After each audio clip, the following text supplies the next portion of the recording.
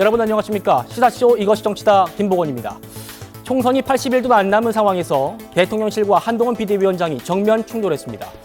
어제 사퇴를 거부한 한 위원장은 오늘도 비대위원장의 임기는 총선 이후까지라면서 물러서지 않았습니다. 민주당은 윤 대통령의 노골적인 총선 개입이라면서 법적 조치를 예고했는데요. 취임 28일 만에 위기에 처한 한동훈 집중 분석합니다. 저는 1분 뒤에 돌아오죠.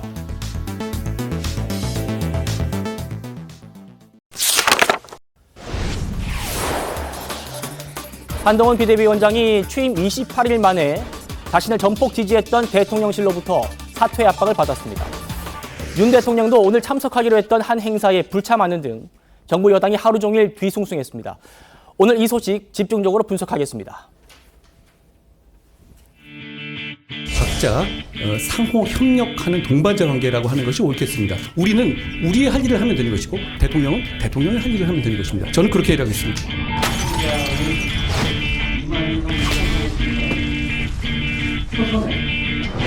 기울다 이건 심각한 사건이다. 네, 지금 시점에서 분명한 진상을 이야기하고 또 사과를 대통령이든 영부인이든 우리 국민은 다양한 생각을 자유롭게 말할 수 있는 정당이고 위원장님 그 대응 관련해가지고 대통령실과 좀 갈등을 좀 불거지고 있는데 국민의 눈높이에 생각할 문제니까요. 갈등이라고 할 만한 문제는 없습니다.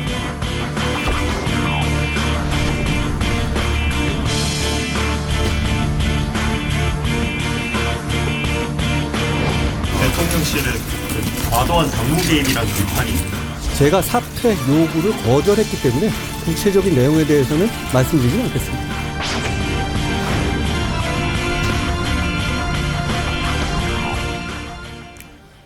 여러분 들으신 말 중에 가장 눈에 띄는 말이 있죠.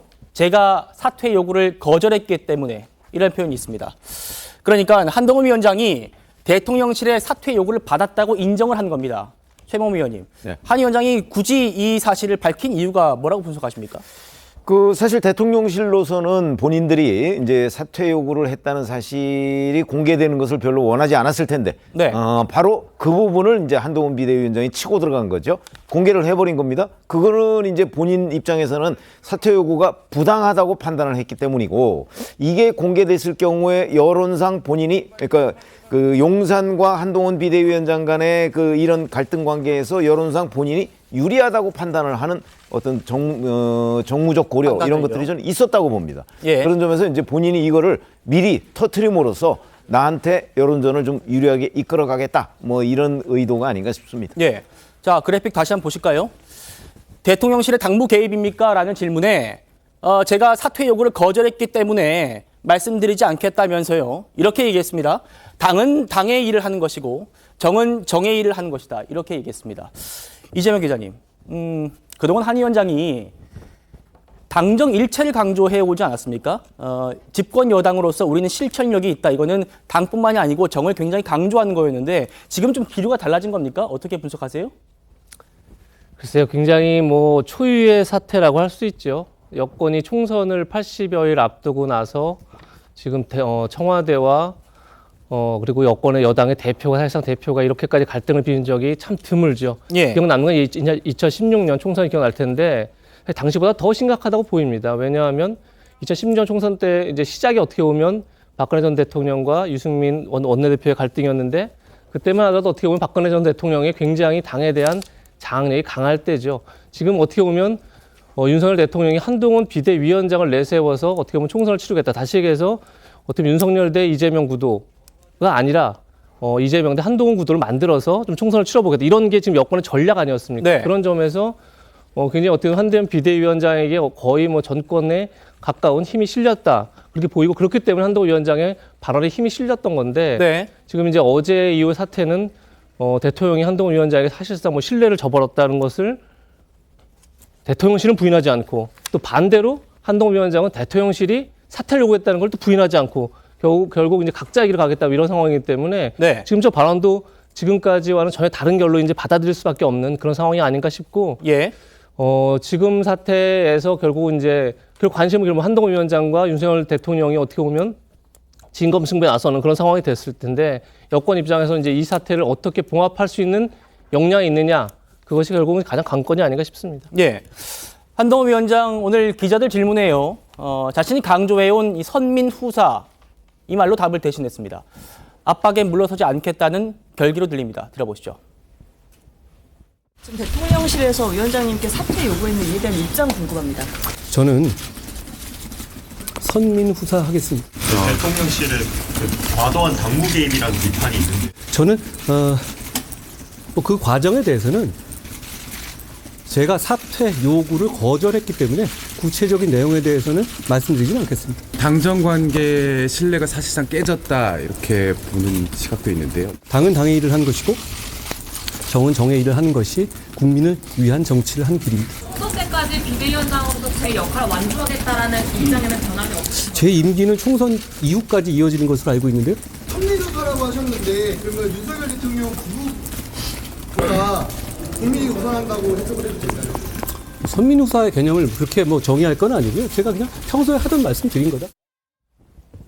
김 변호사님. 네.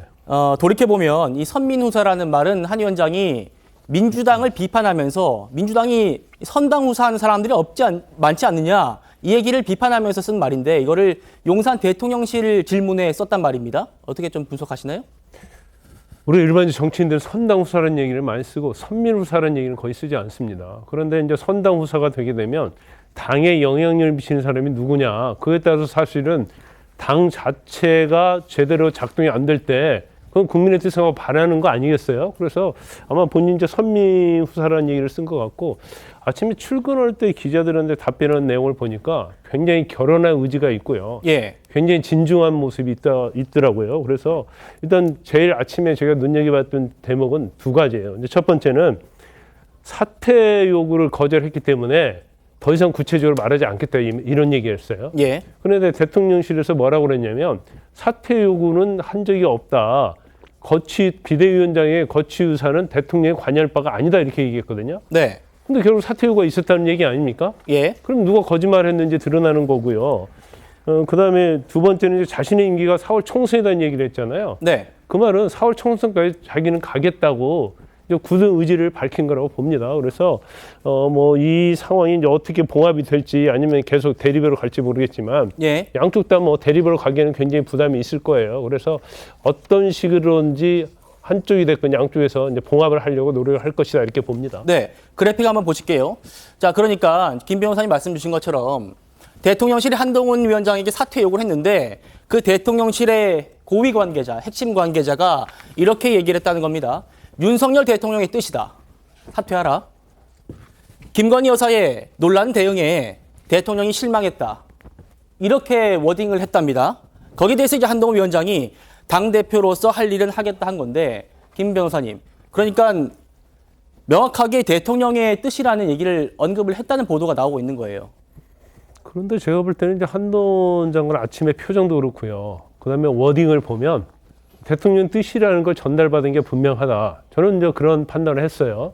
대통령실에서는 부인을 하고 있지만 그러면 결과적으로 뭔가 갭이 있다는 거고 지금 한동훈 위원장이 지금 취임한 지 한 23일 됐지 않습니까? 예. 그런데 신년 인사 때 말고는 지금 한남동 관적한 사실이 없고요. 그다음에 윤 대통령과 만난 사실이 없어요. 그러면서 이제 전국 팔도를 돌고 신년 하루씩 돌면서 굉장히 과감한 제스처를 취하고 있는데 이제 그 부분과 관련해서도 뭔가 한동훈 장관이 자기 길을 가는 거 아니냐. 또 뭐 일부 한동훈 장관을 비판하는 세력들은 뭐 자기 대권 노름에 취해 있다 이런 비판을 하고 있거든요. 그런데 지금 하는 것은 이제 신년 하루씩은 당연히 당대표가 가는 자리 아닙니까? 네. 그리고 내년 총선을 위해서는 본인이 정말 열심히 하는 입장이에요. 그런데 김경률 비대위원의 말에 좀 과도한 측면이 있지만 그걸 신년 하루에서 마포을과 관련해서 마치 사천을 주는 듯한 행동을 했다고서 그거 하나 가지고 과연 비대위원장을 그만두라고 할 수 있는 것인가?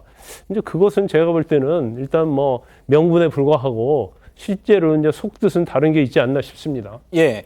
자, 윤석열 대통령의 입장이 지금 언론 보도를 통해서 전해져 가지고 저희가 좀 소개를 해 드리려고 합니다. 윤 대통령이 이렇게 참모들에게 얘기를 했답니다. 한동훈 위원장이 사당화를 하지 말라는 거다. 이러면서요. 가장 문제로 삼은 거는 서울 마포울 지역에 출마할 거라는 김경률 비대위원을 연단 위로 올린 그 장면을 직접 거명했답니다. 그러면서 낙찰자를 정해놓고 입찰을 하면 그걸 부정입찰이라고 부른다. 한 위원장이 법을 모르는 친구가 아니지 않냐. 이렇게 참모들에게 한 위원장을 지적했다고 하면서요. 또 이 마포울 출마 의사에 대해서 이 대통령의 의중이 담겼냐. 이런 문의가 빗발치고 있는 상황이다. 이런 식이면은 대통령을 뒷배 삼아서 한 위원장이 당의 주인인 것처럼 줄 세우게 한다. 이런 소문이 맞다는 생각을 갖게 된다. 이렇게 지적을 했다고 합니다. 그리고요. 한 비대위원장이 장관직을 내려놓고 당으로 갈 때 말했던 그 당부도 언급을 했습니다.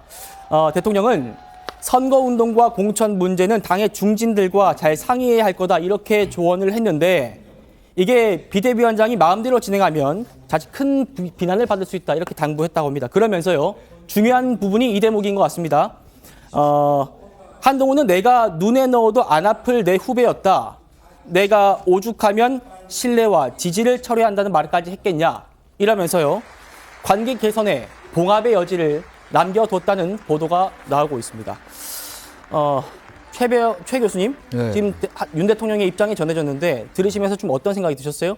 근데 한동훈 비대위원장, 한동훈 장관을 비대위원장으로 내려보낸 거나 마찬가지죠. 법무장관 하던 사람이 사표 내고 일로 왔으니까. 근데 그때는 왜 내려보냈을까요? 왜 지금 국민의힘이 특히 수도권에서 선거가 대단히 어려울 거다. 예. 그런 이제 전망이 지배적이었고, 아닌 게 아니라 대통령이 임기 초기에 역대 어느 때 같은 시기에 비해서 지지율이 정체를 보인 것도 사실이거든요. 그렇다면 대통령실 또는 대통령과 똑같은 스탠스를 취한다. 똑같은 얘기를 한다. 그렇다면 이 한동훈 비대위는 존재할 필요가 없는 거죠. 네. 아무튼 간에 일반적으로 지적해왔던 게 수직적 당정관계의 변화, 또 대통령의 이른바 여권의 국정 운영의 기조의 변화. 이 부분을 사실은 많은 중도층들은 기대하고 있는 거였죠. 네. 근데 아직 그런 워딩이 안 나왔어요. 그래서 제가 항상 그랬지 않습니까? 많은 사람들이 한동훈 비대위원장이 전국을 다니면서 얘기하는 것에 대해서 상당한 이제 긍정적 평가를 하길래 제가 굳이 부정하지 않습니다만 일단 어떤 갈등적인 요소가 나타날 때 한동훈 비대위원장이 어떤 태도를 취하는 걸 보고 판단해야 된다 이렇게 말씀드린 기억이 나는데 바로 이 부분이에요 지금. 지금 이 김건희 여사의 명품백 논란은 이미 논란이 되고 이슈화가 됐지 않습니까? 근데 이거 상당수 많은 국민들도 이 여기에 대해서는 물론 몰카 공작도 문제가 있습니다만 이 부분에서 상당히 부정적 인식을 갖고 있는 걸로 제가 알고 있어요. 정치는 이게 사법의 영역이 아니기 때문에 인식의 영역이거든요. 그렇다면 이 부분을 한동훈 위원장이 국민 눈높이라고 얘기한 겁니다. 네. 단지 김경률 비대위원이 그 김건희 여사를 마리 앙토네트 비정은 저는 대단히 부적절했다는 예. 로 봐요. 근데 이제 김경률 비대위원과 이제 한동훈 위원장이 같은 비슷한 맥락 얘기를 하니까 김건희 여사나 대통령이 상당히 여기에 대해서 실망하거나 화를 낸 거라고 좀 봐요. 그럼 저는 결론적으로 한동훈 비대위원장이 이 정도 얘기를 한 걸 가지고 이게 무슨 권력의 충돌같이 느껴지고 사퇴를 하니 마니 이 정도 온다면 말이죠. 국민의힘은 과연 선거를 칠 거냐 말 거냐. 이 대목을 대통령실이 고민해야 된다고 생각합니다. 알겠습니다. 최 의원님, 지금 대통령 입장은 어떻게 좀 들으셨습니까? 글쎄요, 대통령이 한동훈 비대위원장에 대해서 가지고 있는 감정을 거의 그대로 드러낸 것으로 보입니다. 네. 그러니까 이제 본인도 좀 안타깝다, 아마 이런 느낌을 갖고 있는 것으로 보이는데, 저는 대통령이 때로는 이런 문제나 아니면 한동훈 위원장 주변에서 좀 과도한 발언이 나왔을 때 화가 날 수도 있고 질책할 수도 있고 이렇게 할 수는 있다고 봅니다. 역대 대통령들도 그런 적이 많이 있었죠. 근데 문제는 그 중간이 전달자라고 봐요. 그러니까 대통령이 화냈다고 경로했다고 당에다가 전달해서 예를 들어서 한동훈 비대위원장 나가라 이런 식으로 그 당정 관계를 풀기 시작하면 아마 버틸 만한 그 당 지도부가 누가 있을까요? 그렇기 때문에 제가 보건대는 여러 가지의 중간 그 어떤 소통 창구 이런 데가 무슨 상황을 거의 그 여과 없이 전달하면서 생긴 일이 아닌가 이렇게 보고요. 예. 왜냐하면 윤재욱 원내대표 같은 경우도 지난 18일 의원총회나 19일 한동훈 위원장과 그 별도로 비공개 회동하고 이럴 때 그 사실은 이 본질이 몰카 공작이다 이런 얘기를 하지 않았습니까? 근데 그거는 한동훈 비대위원장의 입장도 똑같아요. 이 본질은 정치 공작이다. 똑같은데 문제는 그거는 이제 본질적인 문제고. 자, 그런데 국민들이 지금 알고 싶어 하는 대목은 그 명품백은 받았느냐, 받지 않았느냐, 과연 받은 것 같은데 어디 있느냐 뭐 이런 부분 아니겠어요? 예. 저는 그런 국민 눈높이를 한동훈 비대위원장이 충분히 지금 저는 수용해서 얘기를 했다고 보고요. 예. 그렇게 되면 만약에 용산 또는 윤재욱 원내대표 생각대로 정말 이 명품백에 대해서 아무런 대책을 세우지 않고 총선을 과연 치를 수가 있을까? 저희는 누구 편이 아니지만 저희가 중간지대에서 이렇게 보면 치를 수 없을 것 같거든요. 그러면 어떤 식으로든 대책을 내놔야 되는 건 맞잖아요. 네. 한동훈 비대위원장과 김경률 비대위원이 내놓은 대책이 맞든지 안 맞든지 간에 용산에서도 이 부분을 생각하지 않을 수가 없다는 거죠. 그런데 저렇게 화부터 내고 그거를 심지어 비대위원장의 거취 문제까지 연결을 시키면 이 문제는 풀리지 않는다. 이렇게 보고요. 네. 결국은 용산과 한 위원장 사이에서 중간자적인 역할을 하는 사람들이 보다 이 상황을 객관적으로 볼 필요가 있다. 이렇게 생각합니다. 그러니까 그 중간자에서 역할을 하시는 분들 얘기도 뒤에 다뤄볼 텐데요. 일단 한동훈 위원장은 이 비대위원장직을 수락하면서요. 총선에서 이기는 길이라면 뭐든 하겠다 이렇게 말했던 장면이 있는데 이게 지금 다시 많이 언급되고 있습니다. 들어보시죠. 저는 4월 10일 이후에 제 인생은 생각하지 않습니다. 저는 헌신하겠습니다. 저는 그 헌신에 과실은 가져가지 않겠습니다. 저는 여러분 아시다시피 정치 경험이 없습니다.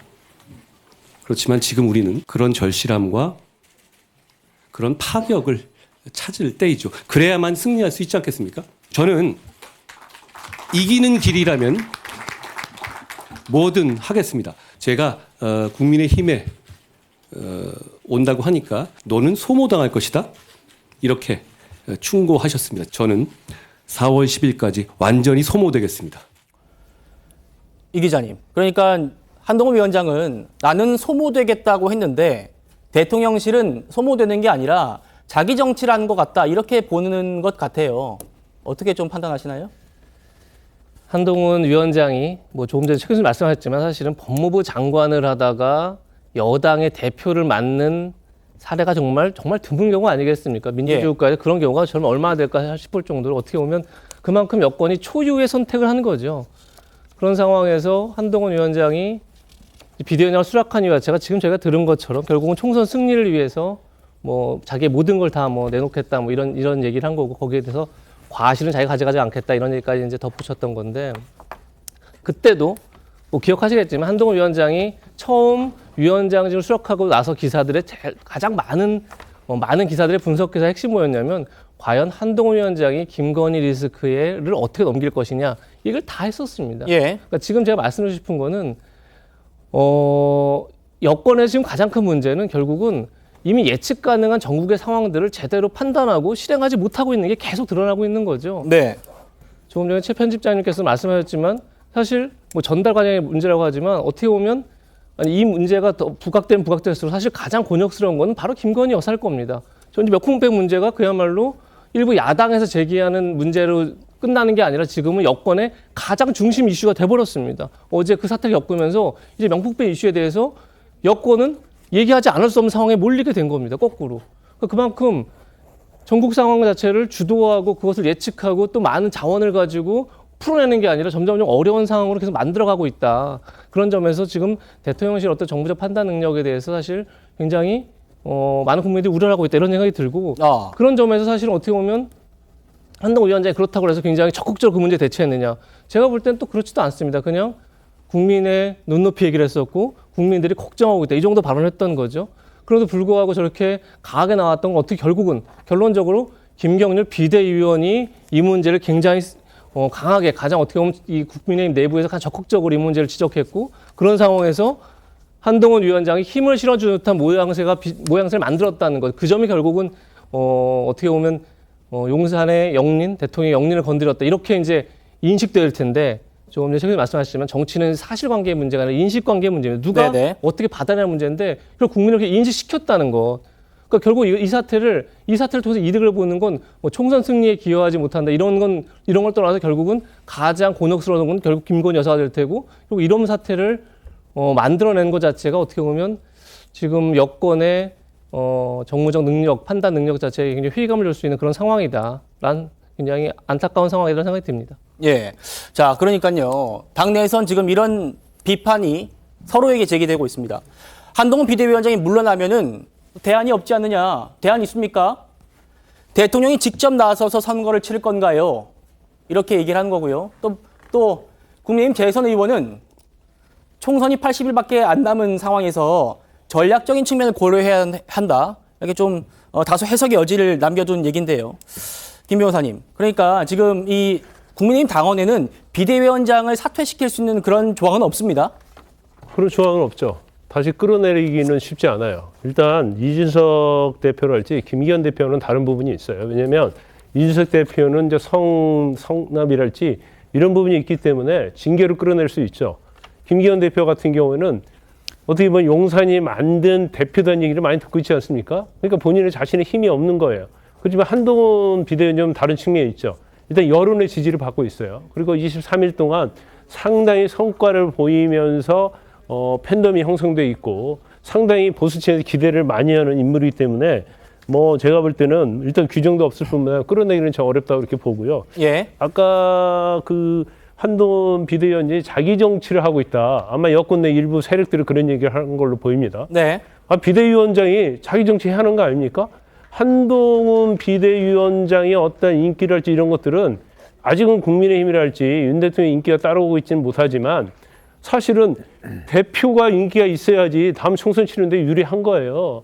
그다음에 왜 국민의힘이 따라오지 못하냐, 이제 그 부분은 이제 심사숙고할 부분이다 보고요. 우리가 계속적으로 이런 얘기 해왔잖아요. 이번 총선이 윤 대통령에 대한 심판과 야당에 대한 견제 이렇게 가면 승산이 없다고 우리 여기 있는 전문가들 다 얘기하는 거 아닙니까? 그럼 결과적으로 총선의 프레임은 한동훈 비대위원장에게 힘을 줘서 결국 프레임 자체를 한동훈과 이재명으로 가져가야 하는데 이게 만약에 용산이 나서고 윤 대통령이 나서서 한동훈의 어떤 에너지를 소모시킨다랄지 어떻게 힘을 얻게 만들어버리면 이 총선은 상당히 어려워질 수밖에 없어요. 네. 그러면 결과적으로 유진할 수 있는 방법으로 가야 하는데 지금 한동훈 비대위원장이 들어서면서 어떻게 보면 정치에서 약간 윤 대통령이 뒤로 물러있는 느낌, 이제 그런 것을 사실은 받았을 겁니다. 그렇지만 그건 이제 불가피한 거고 결과적으로는 서로 어떤 상처를 입지 않으려면 이제 봉합을 해야 하는데 아까 그 대통령실의 입장에 나온 걸 보면 네. 대통령실 입장에서도 약간 봉합의 의사는 가지고 있다 이렇게 봅니다. 네. 그러니까 지금 대통령실은 표면적으로는 김경률 비대위원의 공천 문제를 내세우고 있습니다만 지금 패널분들 말씀하시는 것처럼 실제 핵심은 이 김건희 여사의 논란을 두고 한 위원장의 대응에 대통령이 섭섭함을 가진 것 아니냐 이겁니다. 실제로 한 위원장이 최근에 이 문제들에 대해서 대응이 미묘하게나마 달라졌다 이런 평가들이 계속 나왔었습니다. 들어보시죠. 김건희 여사 그 명품백 수수 의혹에 대해서 이걸 물어보면 제가 왜 곤란할 거라고 생각하는지 잘 모르겠습니다. 기본적으로 그 내용들을 제가 보면은 일단은 이 몰카 공작이라는 건 맞잖아요. 법과 원칙에 따라 수사가 진행돼서 처리될 거라고 생각합니다. 그 문제는 기본적으로는 함정 몰카 이고 그것이 처음부터 계획된 것이 맞습니다. 그렇지만 그 전후 과정에서 분명히 아쉬운 점이 있고 국민들께서 걱정하실 만한 부분이 있었다고 저도 생각합니다. 위원장님, 그 대응 관련해가지고 대통령실과 좀 갈등설도 불거지고 있는데 국민을 눈높이에 생각할 문제니까요. 갈등이라고 할 만한 문제는 없습니다. 한 위원장이 과연 정말 메시지가 달라졌을까? 저희가 한번 준비해봤습니다. 지난달 19일입니다. 이때는 몰카 공작이다. 이런 전제는 변함은 없어요. 그렇다만 법과 원칙에 따라서 수사가 진행될 거다. 이런 다소 원론적인 얘기를 했는데 보실까요? 지난 18일에는 함정 몰카다. 이런 또 전제는 그대로입니다만 국민이 걱정할 부분이 있고 국민이 눈높이에서 생각해야 될 문제다. 이렇게 얘기를 했습니다. 한 위원장의 입장 변화가 정말 있었는지 한번 싱크로도 들어보시겠습니다. 갈등 원인으로 김건희 여사 리스트가 조금 거론이 되는데 관련해서 위원장님 입장은 변함이 없을까요? 제 입장은 처음부터 한 번도 변한 적이 없습니다. 서재현 부대변인. 네. 한동훈 위원장의 입장 변화, 야당으로서 보시기에 어떻습니까? 변화가 있습니까? 야당이 아니고 그냥 그 단어를 좀 냉정해 보면 후퇴했지 않습니까? 후퇴했다고요? 그러니까 한 달 전에는 법과 원칙의 수사가 될 거라고 했잖아요. 수사가 될 거라고 했는데 최근에는 국민 눈높이에서 생각해 볼 문제다. 때로는 추상적인 단어를 쓰면서 회피하는 것이라서 국민의 입장에서는 이것이 뭐 긍정적인 변화라든지 뭐 아바타를 넘어서는 그런 것이 아니라 후퇴한 장면인데 왜 이걸 가지고 갑자기 대통령실에 격려하고 선민후사라고 말씀하셨지만 이게 정말 국민들이 보셨을 때 야, 응원한다, 격려한다 이건 아니지 않습니까?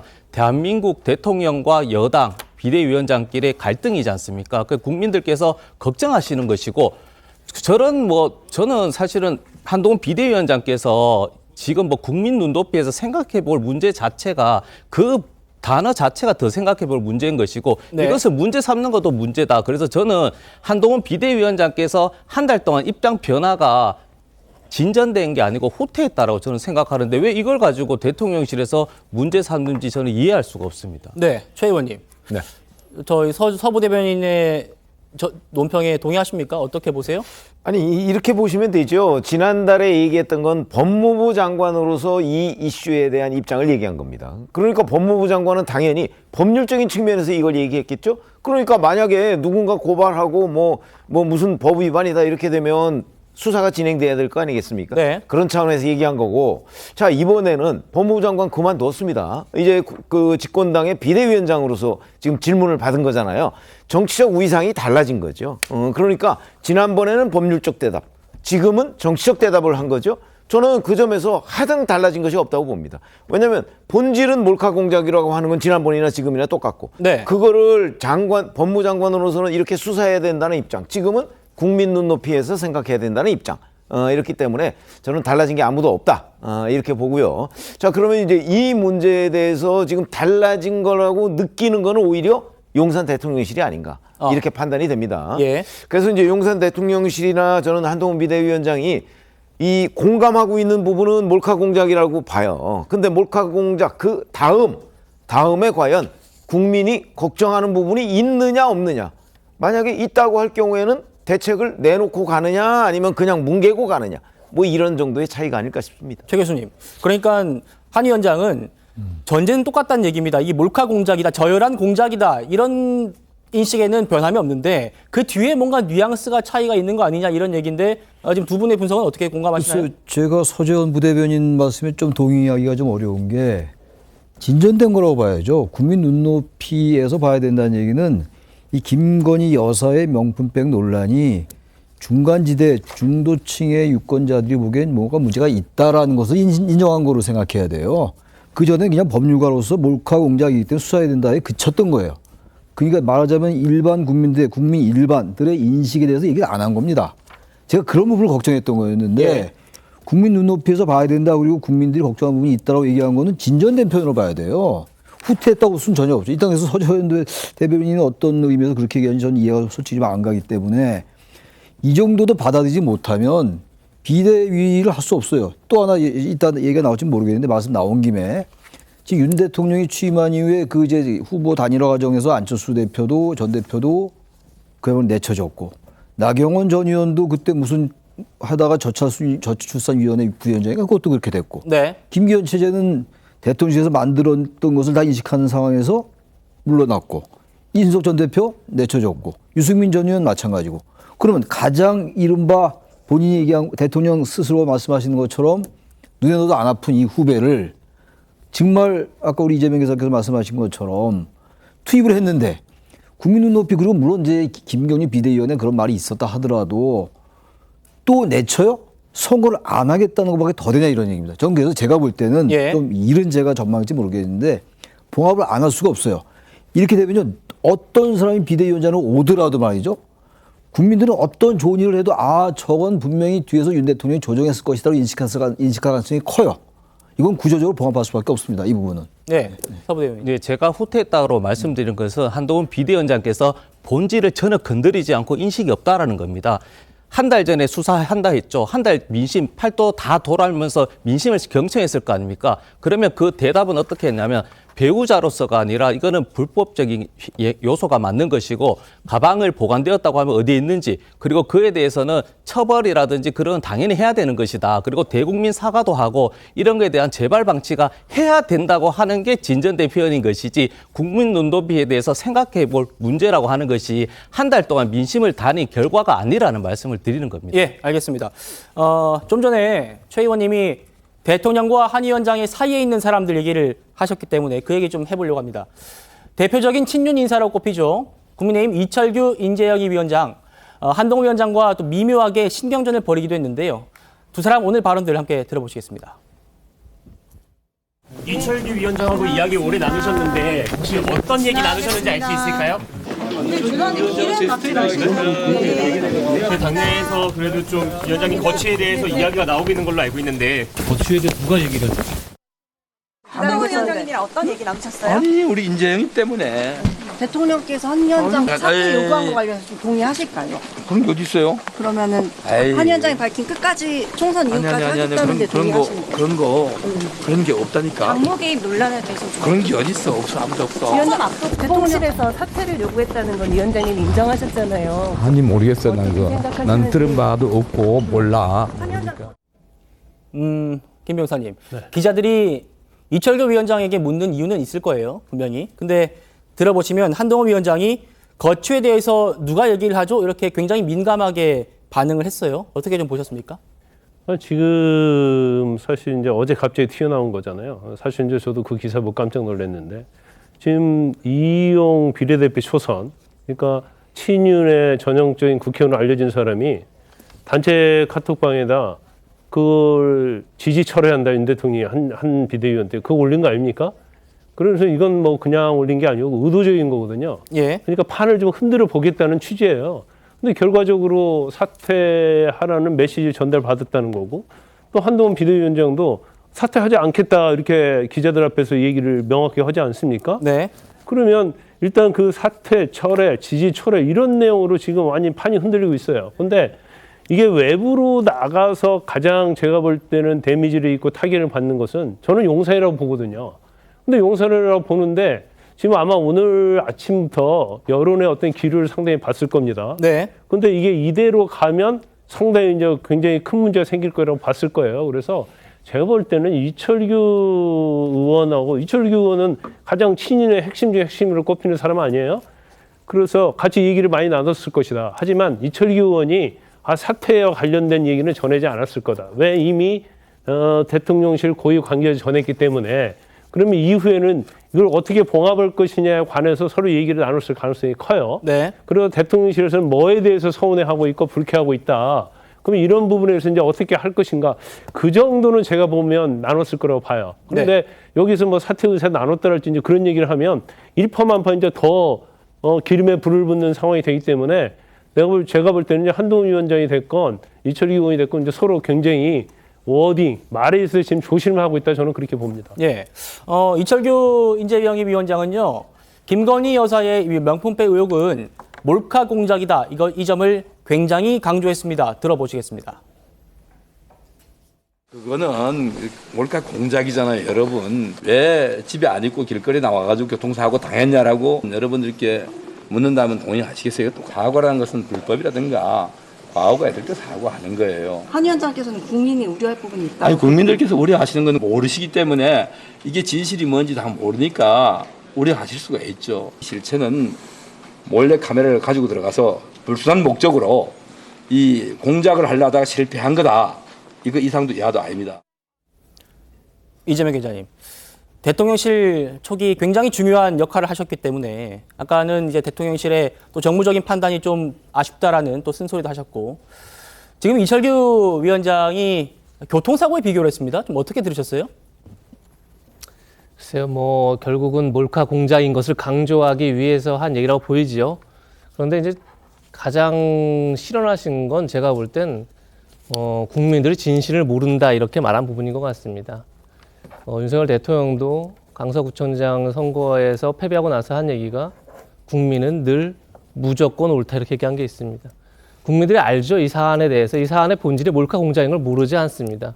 그런데 몰카 공작과 별개로 과연 김건희 여사가 명품백을 받는 행동이 카메라에 잡혔고 그것이 과연 적절하냐는 또 하나의 질문을 하고 있는 거죠. 그게 바로 아까 전에 얘기했던 한동훈 위원장이 국민들이 걱정하는 부분인 거고 국민들의 눈높이에서 이 부분은 어느 정도 해명이 필요하다라는 얘기를 대신 전달하고 싶었겠죠. 네.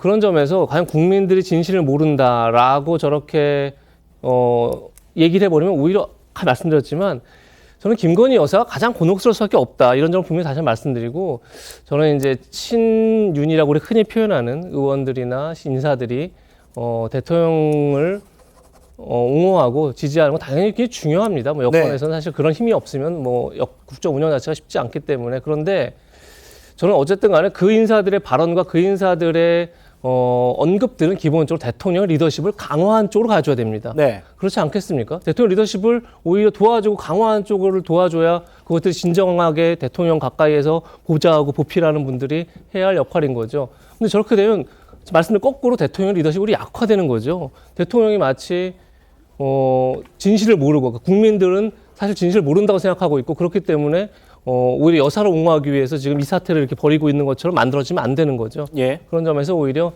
대통령 가까이서 모시는 분들이 더욱 이 사태의 본질을 다 제대로 이해해야 된다 이런 생각이 듭니다. 예. 대통령실은요. 김경률 비대위원이 이 김 여사를 프랑스 왕비인 마리 앙뚜아네트에 비교한 그 발언을 강하게 문제 삼는 걸로 전해지고 있습니다. 그 문제의 발언 한번 들어보시겠습니다.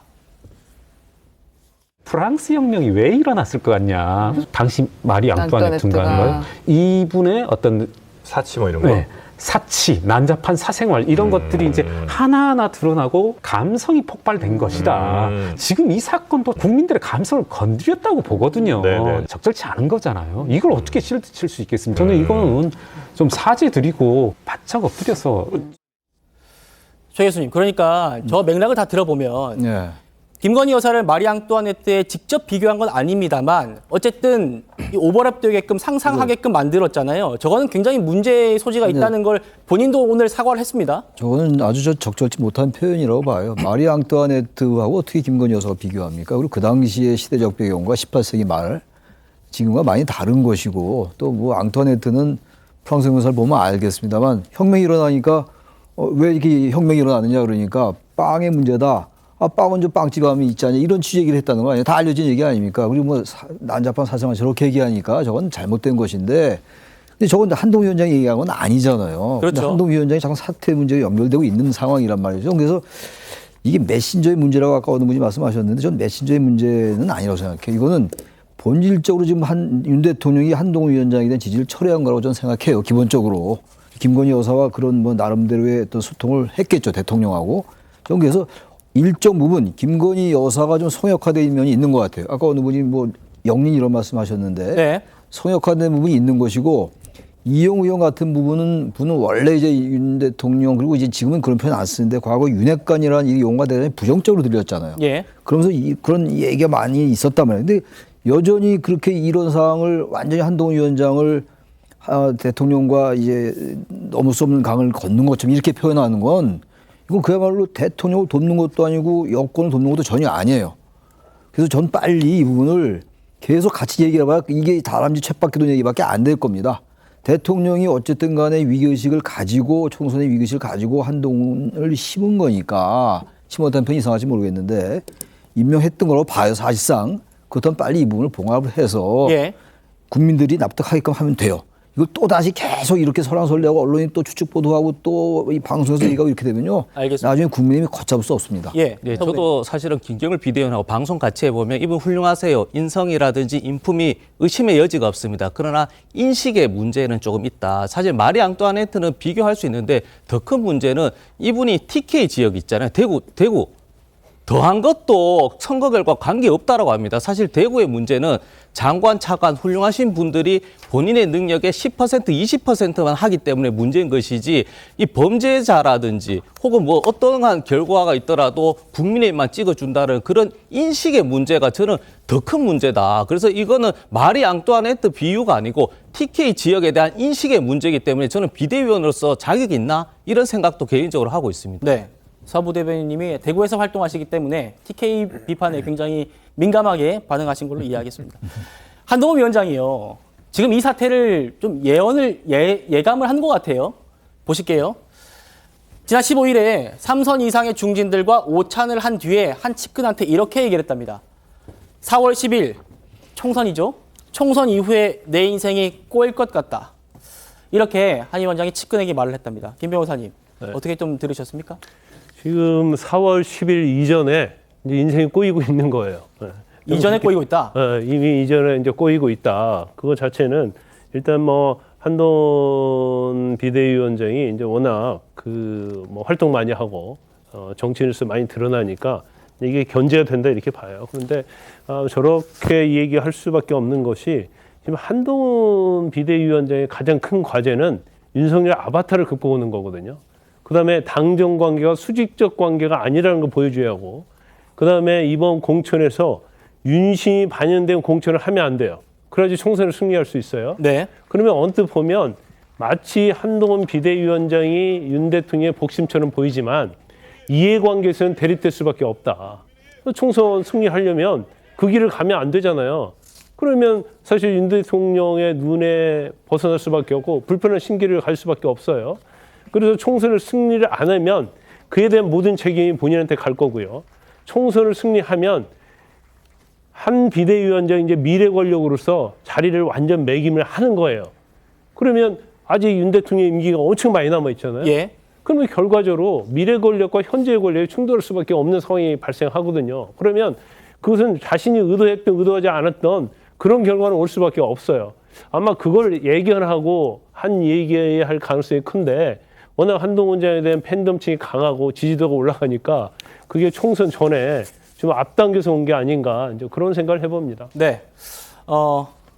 다음 주제는 윤석열 대통령과 한동훈 위원장의 끈끈한 관계에 한번 포커싱을 맞춰보겠습니다. 네, 오늘 윤 대통령 제5차 민생토론회 행사에 참석할 예정이었는데요. 행사 30분 전에 불참을 결정했습니다. 그 배경에 관심이 당연히 쏠리고 있는데 아마도 어제 오늘 그 일 때문 아니겠느냐, 여기에 힘이 실립니다. 한 위원장 어떤 반응을 보이는지 화면 보시겠습니다. 대통령께서 오전 일정까지 취소하시면서 갈등 최대한 잠재우려는 모습인데 좀 어떻게 보셨을까요? 제가 조금 이따 말씀드립니다. 홍보표지사가 위원장님 거치 관련해서 얘기한 게 있는데 그 부분에 대해서 좀 어떻게 보시는지 알고 싶습니다. SNS에 올리지 못했습니다. 오늘 비대위원 사태에 대해서도 의견이 있습니다. 네, 물론 대통령실은 윤 대통령이 감기 기운이 심해가지고 주변 사람들한테 뭐 전염을 시키거나 폐를 끼칠 수 있어서 불참했다고 이렇게 설명하고 있습니다. 그러니까 그동안 민생토론회에 4번 모두 참석해서 직접 주재를 했던 그런 행사였습니다. 그런데 오늘 감기를 이유로 했던 거예요. 이재명 기자님, 뭐 어제 오늘 일 때문이라고 봐야겠죠? 글쎄, 뭐 대통령실에 설명을 했는데 뭐 제가 추정을 하는 건 뭐 의미가 없는 것 같고, 뭐 대통령이 기관지가 약하신 면이 좀 있죠. 그래서 뭐 기침도 많이 하시고 이러다 보니까 아마 네. 뭐 실제 못 간 기 때문에 아마 토론에 참석하지 못할 수도 있는데, 그냥 저희가 흔히 생각해 볼 때 대통령 행사가 30분 전에 취소되는 게 굉장히 이례적인 건 틀림없는 사실인 것 같습니다. 그런 점에서 이제 모든 언론이 사실 어떻게 보면 거의 뭐 대다수의 언론이 결국은 오늘 행사에 취소된 이유 자체를 한동훈 위원장과의 갈등으로 그렇게 이제 해석하고 그렇게 인식하게 되는 이제 결과를 낳은 건데, 글쎄요, 대통령이 어떻게 보면 민생 토론회 자체도 지금까지 굉장히 소통이 부족하다. 그리고 뭐 신년 기자회견 논란이 막 있고 하니까 오히려 민생 토론을 통해서 뭐 연말까지 계속 1년 동안 하겠다 이런 발표를 할 정도로 굉장히 애착을 보였던 행사죠. 그런 점에서 대통령이 그럼에도 불구하고 30분 전 일정 취소하는 건 분명히 뭐 큰 어떤 이유가 존재했다. 만약 단순한 이유가 아니었을 것이라는 생각을 충분히 할 수 있는 거죠. 근데 그만큼 그렇다면 이게 지금 만약에 많은 언론이 추정하는 것처럼 한동훈 위원장의 갈등이 가장 큰 원인이라면 대통령도 지금 굉장히 크게 생각하고 있을 겁니다. 이 갈등이 그렇겠네요. 부각되고 커질수록 사실은 가장 힘들어지는 건 아까 말씀드린 대통령과 여사일 수밖에 없는 상황에 놓이는 거죠. 그런 점에서 이 상황은 결국 봉합될 수밖에 없는 건데, 자, 봉합을 이제 그럼 어떻게 할 것이냐, 이게 중요하고, 이것이 한쪽이 밀리고 이런 게 아니라 좀 더 전 대통령과 대통령실 적극적으로 나서서 어쨌든 봉합하는 그 모습을 만들어내는 것. 그러니까 네. 국민들이 볼 때 이것이 여권이 다시 변화의 계기로 만드는 게 가장 베스트 시나리오 아니겠습니까? 그걸 만들어낼 수 있느냐. 예, 지금 제가 볼 때 숙제를 안고 있다는 생각이 듭니다. 네. 과거에 윤 대통령이 검찰총장이던 때에 한 위원장은 당시에 최연소 검사장으로 승진시키면서 복심으로 통했죠. 그리고 저희가 아까 전해드렸습니다만 한동훈은 내가 눈에 넣어도 안 아플 후배였다. 이렇게 얘기를 했었습니다. 두 사람의 모습 한번 보시겠습니다.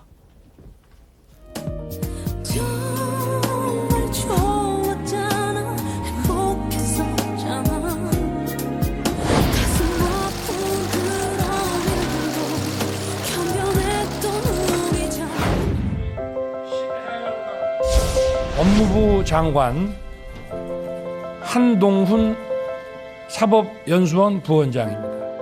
그동안 해온 경험을 바탕으로 용기와 헌신으로 최선을 다할 거라는 말씀을 드리겠습니다. 저희는 무조건 이기고 보겠다는 승부욕보다 이겨서 동료 시민과 이 나라의 삶을 더 나아지게 하겠다는 선의로서 최선을 다하겠다는 말씀을 드립니다. 그래서 국민 여러분들의 이해와 지지를 구할 겁니다.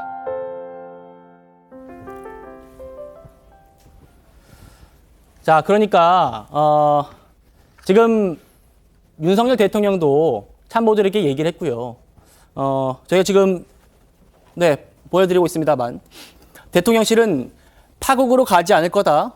잘 수습하자는 기류가 많다. 이렇게 얘기를 하고 다른 관계자도 건널 수 없는 강을 건넜다고 생각하지 않는다. 관계 회복을 위한 다양한 조치들을 검토하고 있다. 이렇게 얘기를 하고 있습니다. 최 의원님. 네. 대통령실 분위기를 보고 그리고 대통령의 참모들 발언을 보면 이거는 파국으로 가진 않을 것 같아요. 어떻게 전망하십니까? 지금 그렇게 단정적으로 우리가 예측하기가 어려운 것이요. 그렇습니까? 이미 뭐 파국으로 가고 있는 거 아닌가요, 지금? 파국으로 가고 있습니다. 근데 이제 기자들이 자꾸 질문을 하면 그렇게 가지 않을 거야. 근데 상황은 그렇지 않거든요. 그러면 이제 이게 파국으로 가지 않기 위해서는 이 정도 선에서 뭔가 그 완승이나 완패. 예를 들어서 대통령실이 완벽하게 밀려서 김건희 여사를 어떻게 조치를 한다든가 아니면 한동훈 비대위원장이 완벽하게 용산에 제압당해서 앞으로는 이제 김건희 여사 관련해 김자 얘기도 못 꺼낸다든가 이 상황이 되면 그렇게 된 상황에서 총선을 과연 제대로 치를 수가 있을까요?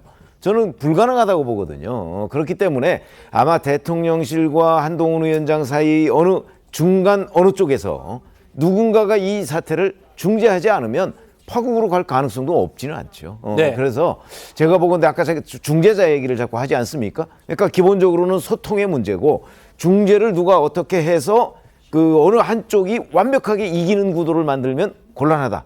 그렇기 때문에 중간선에서 적당한 정도로 양보를 해야 되는데 현재까지는 그런 움직임이 잘 보이지 않는다. 이런 것들이 이제 아마 여권으로서는 대단한 걱정거리일 걸로 봅니다. 네. 그러면 다음 주제로 이 중재자들에 대한 얘기 한번 해보겠습니다. 대통령실이 한동훈 비대위원장한테 사퇴를 요구했다는 그런 소식에 국민의힘이 오늘 온종일 시끌시끌했는데 중재자 중에 한 명이 될 수 있는 분입니다. 윤 대통령의 복심으로 불리는 이용 의원이 이 국민의힘 의원들 단톡방에 올린 글이 논란입니다. 보시겠습니다. 자, 어제 이렇게 올렸다는 거예요. 이용 의원이 김 여사 의혹에 사과를 하는 순간 민주당이 들깨처럼 물어뜯을 거다. 그러면서 사과를 하면 선거를 망치는 길이다. 이렇게 얘기를 하면서요. 한 오후쯤에 이 기사가 제일 먼저 떴거든요. 온라인에 대통령이 한동훈 위원장에 대한 지지를 철회한다라는 이 링크를 한 언론사 링크를 이 단톡방에다가 올렸다는 겁니다. 김 변호사님. 중재자들이 오히려 좀 뭔가 당내 분란을 부추기고 있다는 그런 얘기들이 나오고 있는 것 같습니다. 이용은 저런 사람은 이제 중재자가 아니죠. 그렇습니까? 신윤이라고 볼 수 있는 거고 본인의 공천권과 관련돼서 생각하는 거예요. 그러니까 한동훈 비대위원장이 그야말로 흔히 말하는 정치 초보라고 얘기 안 합니까? 그 선을 닿을 수 없는 거죠. 그다음에 예측 걸 수 없어요. 앞으로 공천을 어떻게 할지. 원칙과 룰에 의해서 공천을 하게 되면 사실은 공천받기 힘들다고 하는 사람들이 제가 볼 때는 이간질을 하고 있다 이렇게 보고 저 사람들은 중재보다는 말이죠. 뭔가 대통령실에 힘이 실리는 걸 좋아할 거예요. 아까 거기에 보면 사과 안 하면 들깨처럼 물어뜯을 것이다 이런 얘기를 했잖아요. 그러면 사과를 하면 물어뜯을 것이라고 하는데 그럼 사과를 안 하면 어떻게 되는 거예요? 공천만 받으면 무조건 당선이 되는 겁니까? 저는 그게 아니다고 보고요. 그다음에 이철규 의원이 아까 교통사고라는 얘기를 했는데 이거 교통사고하고 명부배 받은 거하고는 차원이 달라요. 이건 비유할 수 있는 걸 비유를 해야죠. 물론 그런 몰카 공작을 한 것 자체가 비굴하고 아주 교활한 짓이죠. 정말 해서는 나쁜 짓이에요. 그렇지만 중요한 팩트는 명품백을 받았다는 거잖아요. 국민들은 교활한 몰카냐 아니면 명품백이냐 명품백만 생각하게 돼 있어요. 그러면 만약에 이철규 의원 말대로 이것은 교통사고다가 얘기를 하면 대통령실이 됐건 김건희 여사가 됐건 이건 교통사고고 나는 억울하게 교통사고를 당했다. 이 얘기를 해서 국민을 설득시키면 되는 거거든요. 네. 그런데 왜 이것 가지고 이렇게 분란이 되고 더군다나 뭐 지지 철회하고 거기까지 가느냐는 거죠. 네. 그러니까 이 한 위원장을 지지하고 있는 그런 의원들도 이 대통령과의 사이를 이간질하지 말라 이러면서 맞불을 놨다고 합니다. 들어보시죠. 단톡방에 올리거나 뭐 이렇게 하면서 어떤 한 사람들이 뭐 언론을 이용해서 그것들을 계속해서 몰고 가거나 마치 거기에 뭐가 실려 있는 것처럼 어떤 힘이 실려 있는 것처럼 자꾸 언론을 이렇게 한쪽으로 그 유도해 가는 방식은 당을 위해서도 바람직하지 않고 건강하지 않다는. 친윤계 의원들 일부가 의원 단톡방에서 제가 아까 충분히 말씀드린 것 같은데. 당내뿐만이 아니라요. 당 밖에서도 지금 이 논란에 대해서 굉장히 관심 많습니다. 대통령의 멘토로 불렸던 이 심평 변호사도 한 위원장이 물러나야 한다 이렇게 강하게 주장했습니다. 역량이 부족하다 강도 높게 비판했는데요. 제가 직접 들어봤습니다. 여권 핵심부에서 그 극단적인 그 의견 충돌이 일어나고 이런 상황에서 이것은 돌이킬 수 없는 상황이 아니냐. 그러면은 그 사퇴할 수밖에 없는 거 아니냐. 한 위원장이 마치 그 대선 행보를 하는 듯이 하면서 일부 비대위원의 그 막말 그런 것을 그 적절히 그 조치를 취하지 못하고 핵심부의 그 불화가 깊어지지 않았냐. 결국 그 책임은 한 위원장이 제하는 것이 아니냐. 대통령 내분에 대해서 치욕적인 그런 발언들을 그대로 용인을 했다는지 도저히 이것은 어떻게 용납하기가 힘들지 않았을까 생각합니다. 서부 대변인님 어떻게 들으셨습니까? 네, 그러니까 저는 동의하지 않지만 윤석열 대통령은 지금 마음이 아프잖아요. 사실 부하 복침인데 그렇게 지금 관계도 안 좋고 배우자도 상황이 좋지 않으면 사실 주변에 있는 참모들이 이 갈등이라든지 문제를 관리해 줘야 되는데 증폭하고 확대하잖아요. 이용우 의원 보십시오. 사과하면 왜 민주당이 왜 들깨처럼 왜 물어뜯나요? 그리고 심평 변호사처럼 왜 저렇게 한동훈 비대위원장이 정치 초보지만 정말 매일매일 팔도 열심히 하면서 지지율도 올리고 열심히 하고 있지 않습니까? 그리고 부족한 게 있으면 본인이 한동훈 비대위원장께 전화로 하든지 아니면 SNS로 하면 되는 것이지 저걸 변호사라고 해가지고 저렇게 이야기하면 윤석열 대통령 입장에서 그래 잘합니다 변호사님 하나요? 안 하지 않습니까? 그래서 저는 그 윤석열 대통령을 정말 지지하고 아끼는 참모라면 정말 말씀 한마디 그리고 생각하면서 해야 된다. 정말로 이걸 갈등을 조정하는 것에 중점을 맞춰야지 본인이 돋보이고 본인이 어떤 윤석열 대통령의 측근인 척, 복심인 척 하면서 저렇게 하면은 갈등이요 다음 주까지요 계속 확산될 것 같습니다. 네, 심평 변호사 그러니까 한동훈 위원장을 비판하는 그런 당내 의원들과 당 밖의 목소리들도 많다는 점을 저희가 소개해 드리려고 해서 준비한 겁니다. 지금 한동훈 위원장이 여권 강성 지지층이 보내는 환호와 열성에 도취되어 있다. 그래서 급기야 나라의 지도자가 될 수 있다는 자기 암시를 걸기 시작했고 그게 만든 환상에 완전히 젖어 있다. 이렇게 비판했고요. 그리고 이어서 스스로 비대위원장직에서 물러나야 한다. 여권에 초래될 상처의 크기를 작게 하는 유일한 방법이다. 그러면서 선대위원장을 빨리 뽑는 방법 그리고 원희룡 의원 전 장관이든 이런 다른 분들을 데리고 와서 공동위원장으로 세우는 방법 이런 등등의 또 가능성까지 얘기를 했습니다. 이 기자님 어떻게 들으셨습니까? 제가 아까 말씀드렸습니다. 그러니까 대통령을 가까이에서 보필하거나 대통령을 지지하는 분들이 가장 중요한 것은 대통령의 리더십을 오히려 강화하는 쪽으로 기여를 해야 되는 겁니다. 그런데 만약에 심평 변호사님의 얘기가 맞다면 눈에 넣어도 안 앓을 후배였던 한동훈 위원장을 윤석열 대통령 전혀 알지 못하는 거죠. 환상에 젖어서 자기 인식에 빠져서 어떻게 보면 뭐 자기 정치에 빠져 있을 사람을 무리하게 법무부 장관에서 빼서 여당의 비대위원장을 만들었다는 것밖에 되지 않는 겁니다. 그러니까 그렇게 했을 때 오히려 대통령에게 무슨 도움이 되겠습니까? 대통령은 그러면 한 달 전도 국정을 예측하지 못하는 그런 사람이 되는 겁니다. 예. 그렇게 하는 게 과연 그러니까 무엇을 위해 저런 얘기를 해서 어떤 것을 얻고자 하는 건지, 누가 저렇게 보면 이득이 되는 건지 저런 얘기에 따라서, 그러니까 그런 점에서 저는 오히려 대통령을 옆에서 가까이서 본 분들, 그리고 측근분들이 더욱 오히려 이 사안을 더 엄중하게 좀 봐야 되는 게 아닌가, 저는 이런 생각이 듭니다. 예. 이번 논란을 부른 장 본인 중에 한 명이라고 지목을 받을 수밖에 없습니다. 김경률 비대위원이 오늘 고개를 숙였는데요. 한번 들어보시겠습니다.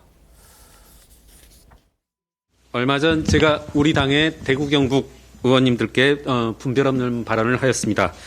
이 자리에 계신 윤재욱 대표님께 한 차례 사과 말씀을 정중히 드렸고 다시 한번 이 자리에서 죄송하다는 말씀을 올립니다.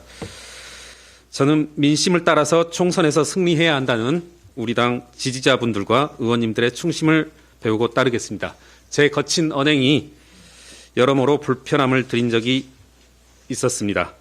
좀 더 정제된 모습을 보여드리도록 노력하고. 최 교수님, 어떻게 좀 들으셨습니까? 근데 이 얘기가 지금 수도권과 TK 지역 의원들의 인사가 크다고 했던 발언에 대한 사과잖아요. 그렇습니다. 그 프랑스의 그 황후에 대한 사과는 없어요, 지금. 사실 그 핵심은 거기서 나와야 되는데 그 얘기는 안 했다고요, 지금. 네. 아마 그 거친 언행이라는 표현에 좀 들어가지 않나 거기 싶습니다. 들어갈 수 있겠죠. 그건 이제 거친 언행에 들어가긴 들어가는데, 만약에 지금 제가 알기로는 김건희 여사가 제일 화가 난 부분이 그걸 것 같아요. 제가 봐도 그래요. 제가 입장을 바꿔놓고 봐도 어떻게 말이 왕따한테 비교를 하냐고요. 네. 근데 그 부분을 얘기를 해야 된다고요. 그냥 거친 언행 이렇게 얘기를 해버리면 이 자체가 거친 언행일 수 있는 것이라서 사과를 하면 제대로 해야죠. 그러니까 이거 김경률 의원이 이렇게 얘기하면 안 됩니다. 그리고 수도권과 TK 지역 의원들 인차이 크잖아요. 이걸 왜 사과합니까? 이거 사과할 건데 하나도 없다고요. 수도권에서는 당연히 어렵고 국민의힘 의원들이 TK 지역은 아무래도 당선되기 쉬운 거 아닙니까? 제대로 말을 한 거는 사과하고 정말 사과할 건 사과하지 않고 이렇게 풀리면 안 돼요. 그러면 지금 김경률 위원이 한마디 더 했거든요. 그 말씀 듣고 한 번 더 여쭤보겠습니다. 김건희 여사 사과 필요하다는 입장은 변함이 없으신 건지. 아니, 예. 제가 뭐라고 할 수 있는 상황은 아닌 것 같아요. 오늘 한동훈 위원장 김건희 여사 리스크 관련해서 입장 변화 없다. 늘 그렇게 생각해왔다라고 얘기했는데 그와 걔를 같이 하는 발언이라고 저희가 생각해도 될까요? 계속 같은 생각입니다. 저는 변한 거 없습니다. 네. 최 교수님? 그 사과라는 발언에 대해서는 자기는 취소할 생각이 없다라는 거잖아요. 그렇게 얘기를 했습니다. 그거는 저는 비대위원도 이제 정치인이니까 정치인의 소신이에요. 제가 계속 말씀드리는 게 한동훈 위원장이건 김경률 위원이건 적어도 이 명품백에 대해서 국민의 상당한 부분이 걱정과 우려를 하고 있다는 게 현실이라면 거기서 얘기한 겁니다. 현실을 직시해라라는 얘기를 했던 거고, 단지 사과를 하려면 이 사과는 할 필요가 없었던 사과고, 제가 그리고 아까 지나갔지만 심평 변호사한테 좀 묻고 싶어요. 한동훈 위원장 물러나면 누가 들어와도, 원희룡 장관이 들어오든 누가 들어오든 그거 선거 칠 수 있겠어요? 누가 들어서 아무리 공천이지만 시스템 공천을 하더라도 국민들은 어떻게 생각하겠어요?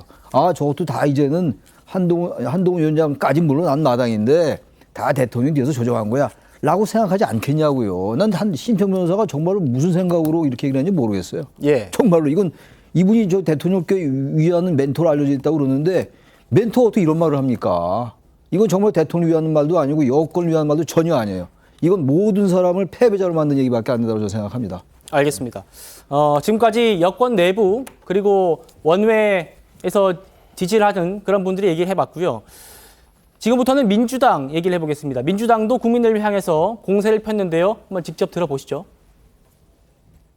정부 여당은 윤심, 한심 이렇게 나눠 싸울 게 아니라 민생부터 챙겨야 됩니다. 정말로 정부, 여당 미안한 말씀입니다만 한심합니다. 대통령이 특정 정당의 선거, 총선 관련해서 이렇게 노골적이고 깊숙이 개입한 사례가 있었나 그런 생각이 듭니다.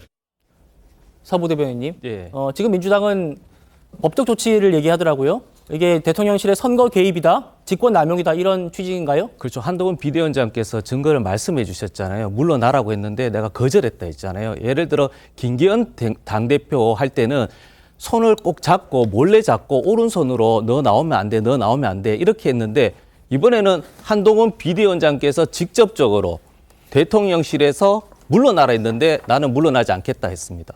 이 부분은 명백한 당무 개입인 것이죠. 네. 예, 이런 부분에 대해서는 사실 이게 뭐 수사나 이런 것보다는 대통령실에 먼저 해명이 있어야 되고 혹은 한동훈 비대위원장께서 너무 이제 감정이 앞서셔서 어떻게 다른 말을 할 수 있지 않습니까? 그러니까 사실 확인부터 해야 된다. 만약에 한동훈 비대위원장의 말씀이 진실이고 사실이라면 대통령실은 당무 개입이 맞는 것이고 한동훈 비대위원장께서 과하게 해석했다면 그거는 대통령실에 대해서는 어떻게 보면 과장된 표현으로서도 또 비대위원장으로서도 책임져야 되겠죠. 네.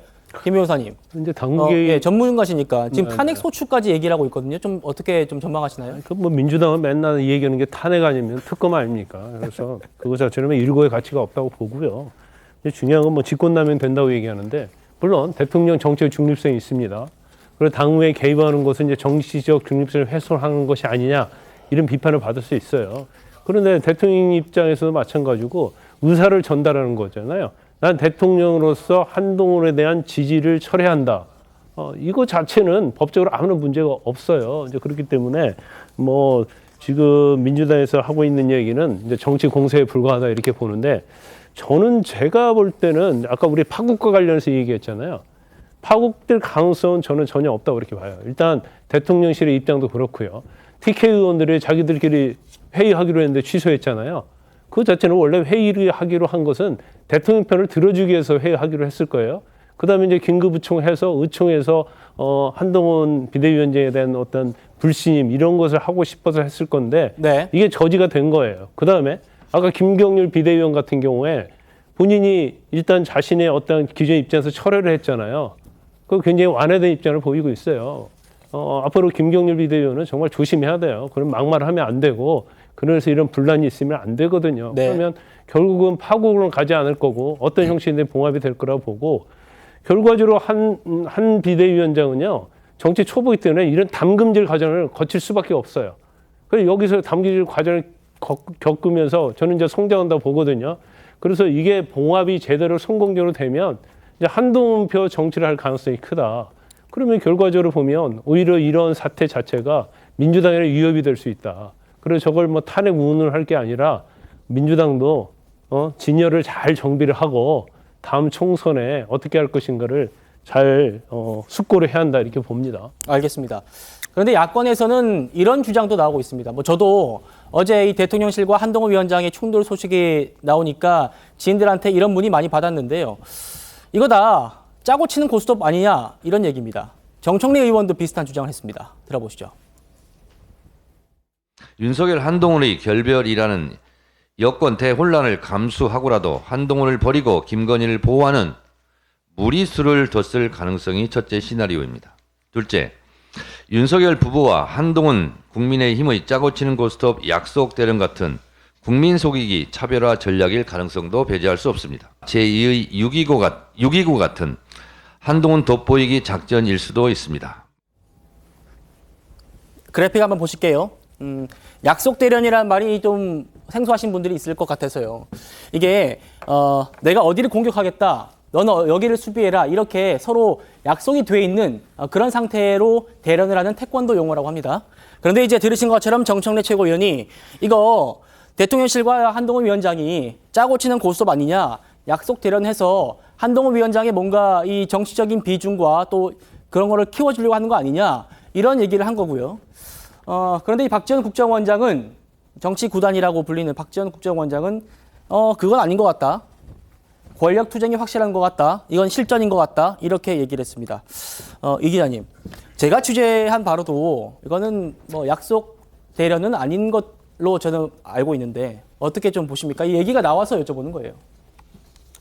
앞서 말씀드린 것처럼 이걸 통해서 얻는 게 과연 무엇이냐. 이걸로 통해서 총선 승리에 만약에도 가까워진다거나 혹은 뭐 대통령 리더십이 더 강화된다거나 아니면 혹은 뭐 아니면 뭐 어떤 지금 김건희 여사에 대한 여론을 좀 반전시킬 수 있다거나 뭐 이런 결과가 있다면야 약속을 하고 대련도 할 수 있겠지만 만약에 저 지금 정청래 최고위원이 말한 게 맞다 그러면 약속을 하고 데려왔는데 누군가 치명상을 입게 되는 그런 사고가 터진 거죠. 그러니까 그런 점에서 좀 약속되는 지나친 표현 같은데 저렇게 얘기하는 이유 자체가 사실 이 지금 현재 상황을 많은 국민, 특히 국민의힘의 지지자들이 이해할 수 있겠습니까? 참 이해하기 힘든 상황인 거죠. 그러니까 얼마든지 그러니까 윤석열 대통령과 가장 가까운 게 저희가 알기로 한동훈 비대위원장이고 그렇다면 얼마든지 서로가 소통을 통해서 대화를 통해서 혹은 뭐 여러 다양한 메신저를 통해서 이야기하고 거기서 접점을 찾고 거기서 같이 어떤 공동 전선을 만들고 이렇게 충분히 할 수 있을 것 같은데 전혀 그렇게 하지 못한다는 점에서 이해하기 힘든 그런 상황이기 때문에 아마 저런 얘기까지 나오는 것 같은데 그만큼 지금 이 사태를 어떻게 보면 야당이 즐기고 있다. 그것이 지금 여권의 가장 여권이 빠져있는 딜레마다 이런 생각이 듭니다. 네, 야권에서 이분이 또 코멘트를 했습니다. 한번 들어보시죠. 동물의 왕국 한 장면 같죠. 침팬지들이나 고릴라들 우두머리 싸움 하는 것 같잖아요. 준비가 덜 된 상태에서 우두머리에 밥그릇에 살짝 손을 얹었다가 그냥 한 대 맞은 느낌 같잖아요. 결국 저는 한동훈 위원장이 견디기는 어려워 보입니다.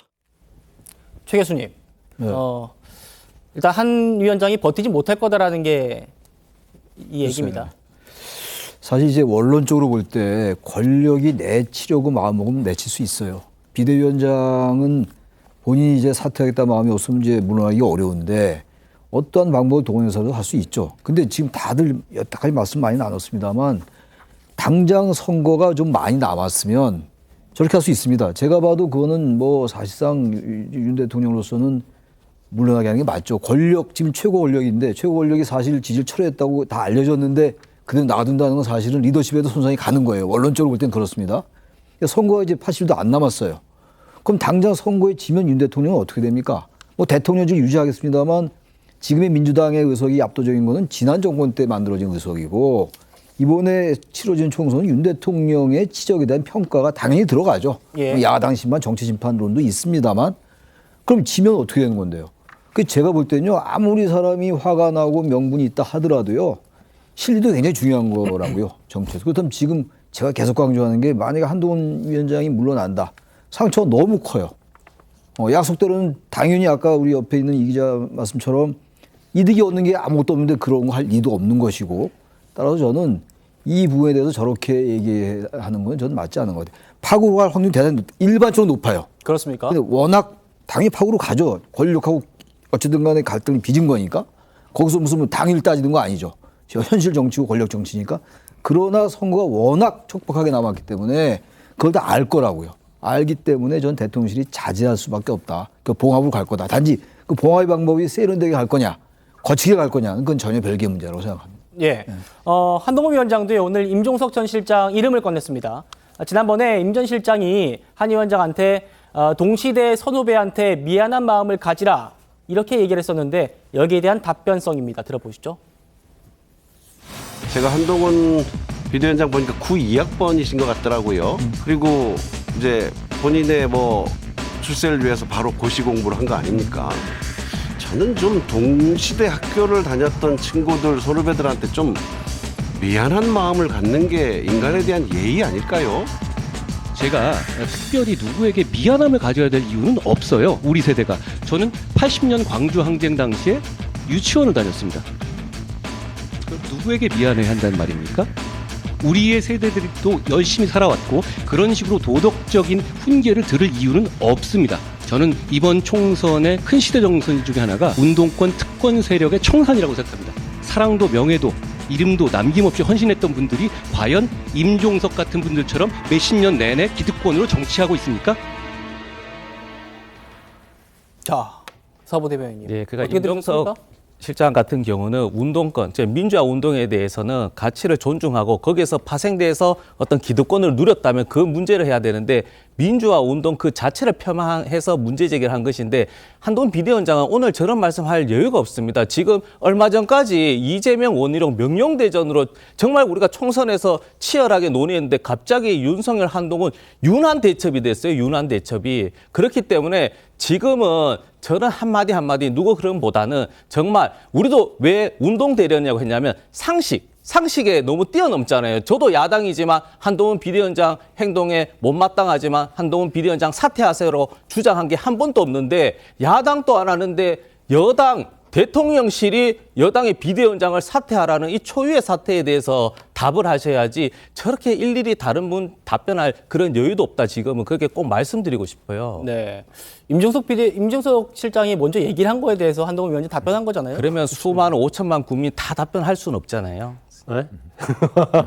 그게 무슨 말인지 잘 알아듣지 못하겠어요. 일단요, 한동훈 장관은 운동권처럼 독재에 투자하고 싶어도 투자할 독재가 없었어요. 독재가. 본인 유치원 다녔다고 하잖아요. 광주 민주항쟁 할 때. 그러면 다 사람은 자기의 삶이 있는 거예요. 그러면 삼성전자 들어가려고 대기업 취직하려고 한 사람은 자기 동료, 선배, 후배한테 어떤 미안함을 가져야 합니까? 공무원 시험 준비하는 사람들 어떤 미안함을 가져야 돼요? 고시 공부를 출세 위해서 했다고 하는데 법대 다니고 자기 판검사 되고 싶고 변호사 하고 싶으니까 고시 공부하는 거 아닙니까?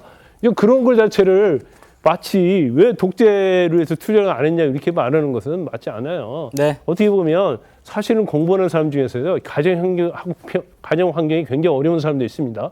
그 사람들은 학교 다니기 위해서 어떻게 보면 독재 투자도 못하는 사람도 있어요. 알바를 해서 학비를 대야 할 거 아니에요. 그럼 사람은 다 환경마다 다른 거에 처해 있거든요. 그런데 그걸 운동권이라는 기준 하나를 딱 가지고 너는 운동권을 안 했으니까 출세를 하려고 편하게 지냈다. 우리는 운동했다. 이런 이분법적 사고가 사실은 그런 생각을 가지고는 기득권의 이런 정치 행태가 사실은 정치를 삼류로 만든 거라고 저는 봅니다. 알겠습니다. 국민들이 판단하실 거라고 생각합니다. 다음 주제로 넘어가겠습니다. 네, 한동훈 위원장 오늘 이 대통령실 사퇴 압박 속에서도요. 대화 공세를 멈추지 않는 모습이었습니다. 박은식 비대위원이 한 시민단체 대화방에서 호남 비하 발언을 했다. 이런 보도가 가짜로 확인됐죠. 기사를 썼던 매체는 기사를 내렸고 이걸 받아서 논평했던 민주당도 삭제를 했습니다. 들어보시겠습니다. 여전히 더불어민주당은 가짜 뉴스를 핑퐁 치듯이 자기들끼리 주고받으면서 키우고 아니면 말고 하고 넘어가는 식으로 정치하는 행태를 계속하고 있습니다. 박 의원이 만약에 진짜로 그렇게 5.18을 폭동이다라고 정말로 강하게 주장하셨다면 저는 그걸 보고 저도 이분은 같이 갖기 어렵겠구나 생각했어요. 그런 사람이라면. 가짜 뉴스의 힘이 그런 거거든요. 그러니까 정청래 같은 분이 그걸 게시하고 권칠승 수석 대변인이 그걸 나와서 읊어대고 이런 식의 정치는 대한민국을 굉장히 후진적으로 만드는 겁니다. 우리는 즉각 법적 책임을 끝까지 물을 겁니다. 민주당 수석 대변인이 어떻게 브리핑을 했는지 한번 보겠습니다. 박은식 위원의 광주 모독은 민주주의에 대한 증오와 혐오의 배설에 가깝다. 이렇게 얘기했고요. 다음. 한 위원장은 혐오 정치의 동조자이며 5.18 정신 헌법 전문 수록 약속은 광주 시민에 대한 기만이고 우롱이다. 이렇게 굉장히 날선 비판을 했습니다. 그러나 실제로는 어땠을까요? 한번 보실까요? 자, 이 박은식 위원이 활동했던 그 시민단체의 단체 대화방에서 이런 일이 있었다는 거예요. 그러니까 민주당 그 해당 보도가 이 박은식 위원이 광주 정신이 무슨 정신이냐 이러면서 광주를 모독하는 발언을 했다고 보도했는데 사실 확인을 해보니까 박은식 비대위원은 여기에 댓글을 달아서요. 광주 폭동이라니요. 당장 지우세요. 라고 이렇게 정정과 항의를 했다는 겁니다. 최병무 의원님. 네. 민주당이 물론 기사를 받아서 보도를 한 거겠지만 이렇게 아까 들으신 대로 그렇게 세게 비판을 하려면 적어도 최소한의 확인은 거쳐야 하는 거 아니냐 이런 비판이 나오고 있는 거예요. 근데 이게 이제 한 매체의 보도를 인용해서 권칠승 수석 대변인과 정청래 최고위원이 얘기를 한 거잖아요. 근데 이제 물론 그 보도한 매체가 과연 어느 정도의 신뢰성을 확보하고 있는 매체냐 뭐 이런 점에서 좀 논란이 있을 수는 있어요. 네. 그렇기 때문에 저는 민주당으로서는 뭐 그런 정도면 그냥 그 보도가 사실이요. 더군다나 이게 뭐 그렇게 복잡한 취재도 아니에요. 그렇기 때문에 저거는 그냥 호남 대안 포럼이라는 거기에서 이제 박은식 비대위원이 이러이러한 글을 올렸다 하는 거기 때문에 그건 뭐 누가 거짓말하거나 이럴 사항도 아니거든요. 그러니까 저는 충분히 이 매체를 믿고 그냥 논평을 낼 수 있다고 생각해요, 민주당에서. 예. 근데 문제는 그 다음이죠. 예. 그래서 냈는데 이게 오보라는 게 확인이 되고 그다음에 거기에서 이제 정정보도문까지 냈어요. 그러면 권칠승 수석 대변인이 슬그머니 그냥 이거 보도 철회합니다 이렇게 하고 끝날 문제가 아니에요. 예. 그러면 자기들이 이 경위를 설명하고 해당되는 분한테 사과를 해야 되는 거죠. 그냥 슬그머니 보도에 참고하십시오 이렇게 끝낼 일은 아니다. 당장 정청래 최고위원의 경우에는 본인이 글을 내리고 사실은 사과는 했어요. 지금 민주당은 그 정도까지는 나왔어야 이게 수습이 되는 거다 이렇게 생각합니다. 예. 민주당 입장. 제가 이제 공보국 단체 텔레방이 있는데 저 뉴스 자체에 대한 신빙성을 믿은 것이잖아요. 그래서 오보를 확인하고 기자분들한테 죄송한데 이거 오보라고 이야기를 하고 인정을 하고 죄송한데 유감이라 해서 글을 삭제했습니다. 그러니까 이 부분은 직접 기자한테 전해서 이거 확인하셨어 해서 하는 게 사실 현실적으로 불가능하기 때문에 팩트도 확인하고 했으면 100점이지만 이 부분에 대해서는 잘못한 거죠. 확인이 안 된 거지. 그렇지만 이걸 가지고 또 고발하고 이럴 정도라면 논평할 수가 없습니다. 실질적으로. 그리고 또 한동훈 비대위원장께서 또 예전에 또 본인의 문제를 또 끌고 오셨잖아요. 그러면 민주당 입장에서는 또 이야기할 수밖에 없어요. 그러면은 민주당 입장에서 이재명 당대표 경선할 때 20억 돈다발 이거 계속 문제 제기했던 변호사하고 현역 의원은 지금 또 국회의원 도전하고 계시거든요. 그러니까 이런 부분에 대해서는 한동훈 비대위원장이 그런 입장 표명하고 사과하나요? 그리고 이재명 대표 아들 경선 때 특별 전형이라고 50명이 저기 정론관에서 문제 제기했는데 일반 전형으로 들어갔는데 거기에 대해서 한마디도 죄송하다 그래 철회한 적이 없거든요. 그러니까 저는 이 부분은 죄송하다 말씀 분명히 드리고 사과했다. 그리고 기자들에게도 오보라고 밝혔다는 것이 이쯤에서 끝내는 게 맞지. 다시 고소 고발한다 하면 또 이건 또 뉴스 또 하회 때문에 또 압수수색 당하고 하면 힘들잖아요. 그 단체 대화방에서 네. 이게 오보라는 거 확인되고 나서 확인하고 어떤 얘기가 오갔습니까? 기자들한테도 다 뿌렸습니다. 공보국 자체에서. 아니 논평을 철회한다고만 했지 사과는 하지 않았습니다. 기자 개인에게 했다는 아니요, 건가요? 기자들한테 문자로 다 텔레그램에 통해서 그러니까 문자로. 공당의 공식 수석 대변인 논평이었기 때문에 이거를 그렇게 개개인한테 이렇게 출입 기자들한테 보낼 게 아니라 수석 대변인 나서서 우리가 죄송했다, 우리가 오보를 인용했다 이렇게 구체적으로 사과를 해야 되는 거 아니냐 이런 얘기가 나오는 거예요. 뭐 그런 비판을 받는 것도 맞을 것 같습니다. 알겠습니다. 한동훈 위원장도 여기에 대해서 언급을 했는데요. 한번 들어보시겠습니다. 과거에 청담동 술자리 의혹도 그랬죠. 그때 그 말도 안 되는 내용을 이재명 대표가 참석한 자리에서 동영상으로 이런 자리였겠죠? 틀었습니다. 저는 그분들한테 단 한 명으로부터 사과를 받은 바가 없습니다. 권칠승 대변인은 그냥 게시물만 논평을 철회한다 이런 얘기만 놓았더라고요.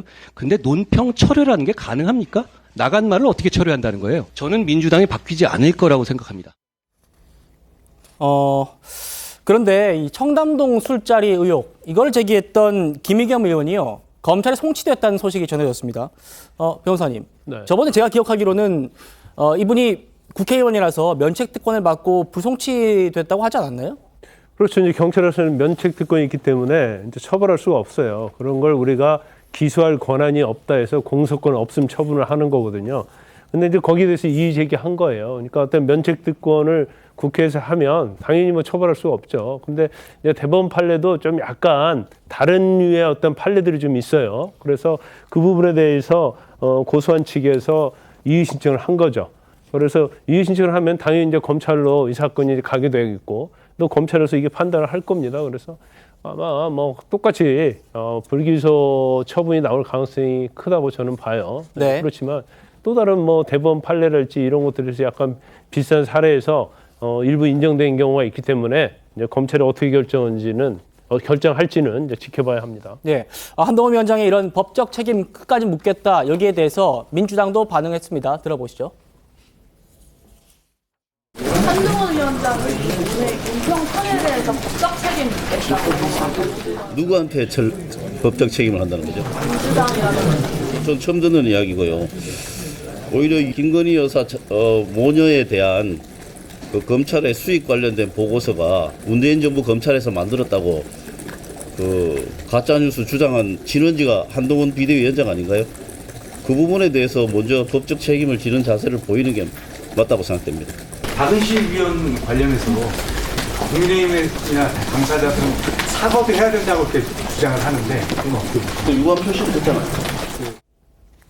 사보 대변인 말씀을 이제 수석 대변인이 했네요. 그렇죠. 그러니까 똑같은 겁니다. 그게 계속 정쟁인데 그 한동훈 비대위원장은 도이치모터스 관련해서 김건희 본인과 배우자, 그 장모 어머니가 23억 수익 자체가 이게 문재인 정권 때 문서라고 했는데 확인해 보니 한동훈 본인이 법무부 장관 때 그 검찰 문서였기 때문에 그게 가짜 뉴스고 이게 다 여론 호도잖아요. 그러니까 똑같이 대응하는 거잖아요. 그래서 저는 이런 논평에 대해서는 사실과 사실과 의견이 부딪힐 수도 있고 때로는 사실인데 이제 오보에 대한 기사가 있기 때문에 이걸 고소고발로 가면요.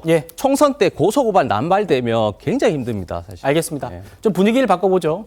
이렇게 국민의힘과 민주당이 가짜뉴스 공방으로 입심을 벌이고 있는데 한편에서는 영입 경쟁도 한창입니다. 여야 모두 오늘 굵직한 경제계 인사들을 영입했는데요.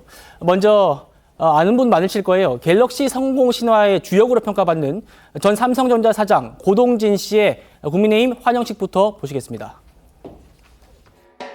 정말 저희가 모시고 싶었던 분입니다. 타임스퀘어에 있는 갤럭시 광고 같은 것이 거기 계속 있을 수 있는 위상을 만들어주신 분이라고 생각합니다.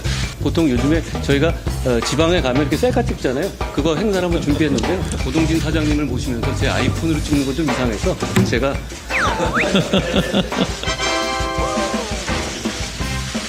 네, 갤럭시 폰으로 지금 셀카 찍고 있습니다. 어떤 선수의 말에 마음이 움직이셨는지. 우리 한 위원장님이 4월 10일 이후에 저는 없다라고 생각합니다라고 하는 것이 저한테 사실은 굉장히 큰 울림으로 다가왔습니다. 나는 과연 제2의 인생에서 또 저런 결심을 할 수 있을까? 방이 좀 시끄러웠는데 그럼에도 불구하고 국민의힘 선택한 이유가 좀 시끄러우시기 전에 선택했습니다. 비슷한 시각 민주당은 총선 9호 인재 환영식을 열고 공영훈 전 현대자동차 사장을 영입했습니다. 이어서 보시죠. 우리 공영훈 전 현대자동차 사장께서는 현대자동차가 오늘 글로벌 탑3로 올라서는데 큰 역할을 했던 분이십니다. 진심으로 환영합니다. 정말 감사드립니다. 민주당에 들어오시기로 결단하신 계기가 있는지. 민주당에는 우리나라의 민주화를 위해서 자기 희생을 하신 그런 분들이 굉장히 많이 모여 있습니다. 민주당의 의원들과 당원들이 사회적 에너지를 모으는데 힘을 발휘한다면 굉장히 큰 의미가 있을 것이다.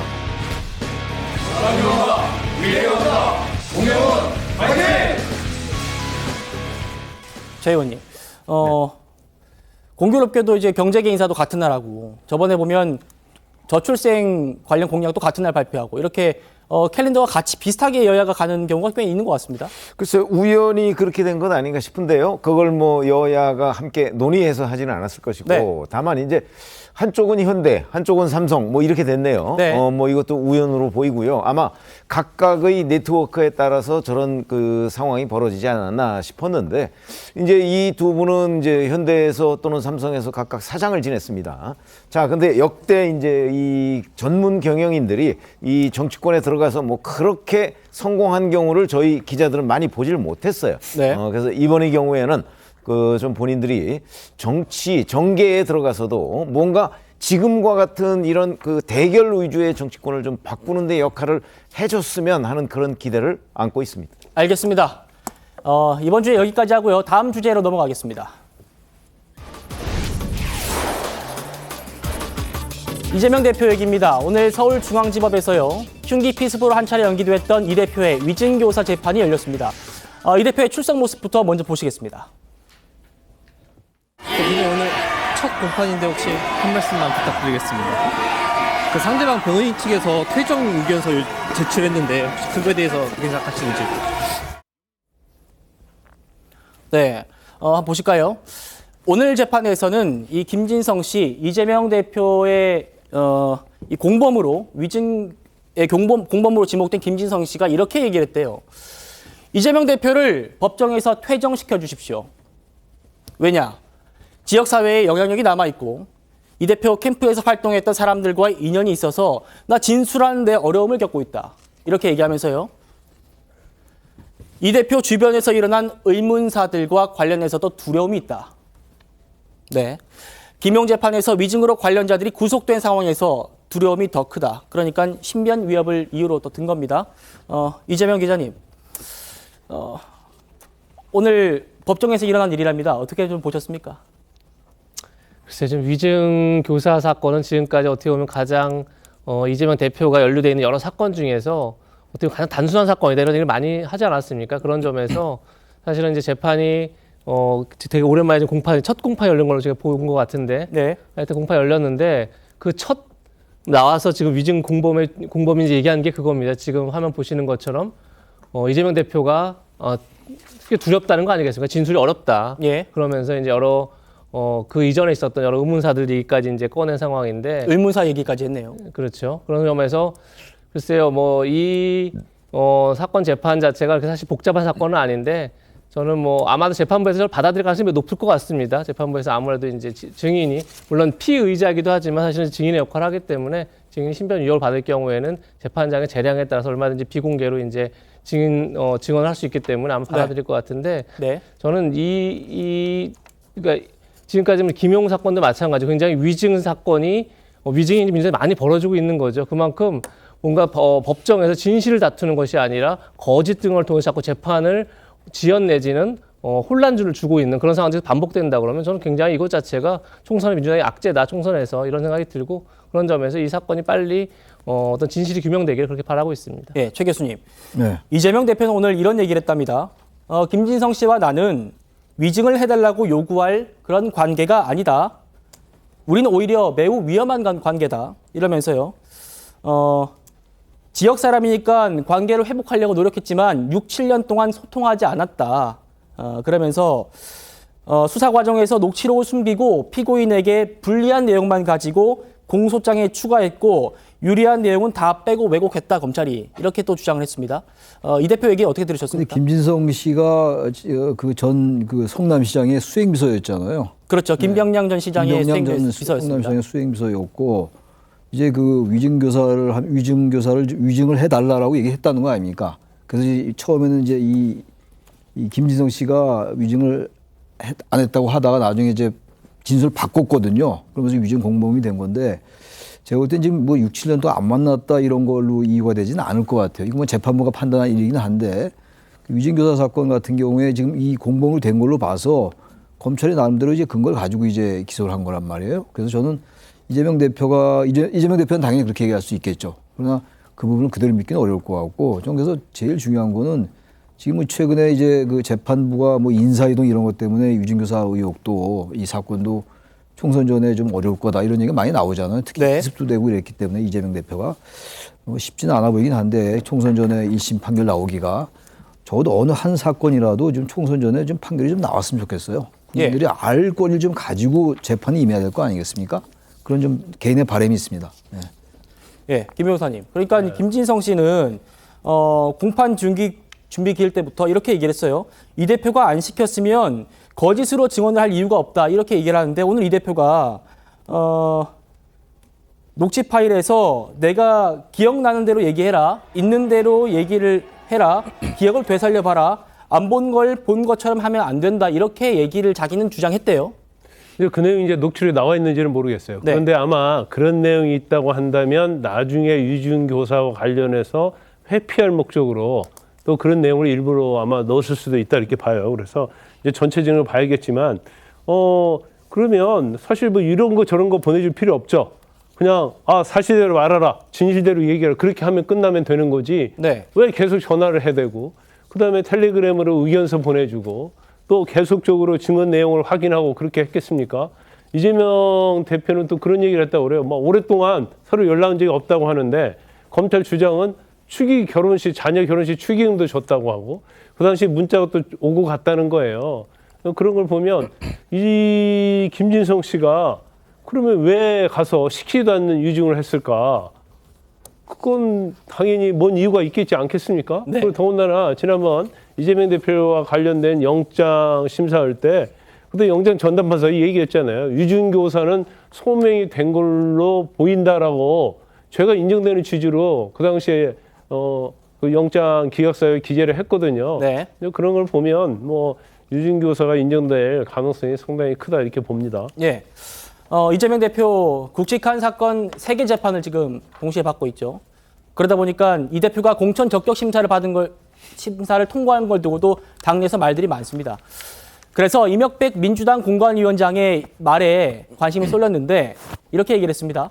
돈봉투 사건을 비롯해서 부패 혐의자 후보에 대해서 무죄 추정의 원칙을 적용하겠다. 그런 입장을 밝혔습니다. 들어보시죠.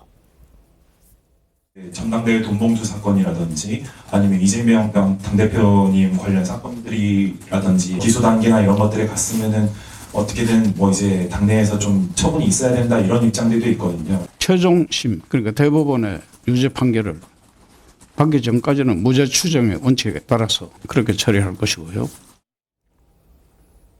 이 기자님, 계속 저희가 전해드리고 있는데 이 무죄 추정 원칙 되게 좋은 말이고 또 우리 헌법상의 중요한 대원칙입니다만 이게 이재명 대표를 구하기 위해서 지금 악용되고 있는 게 아니냐 이런 얘기들이 당내에서 나오고 있는 겁니다.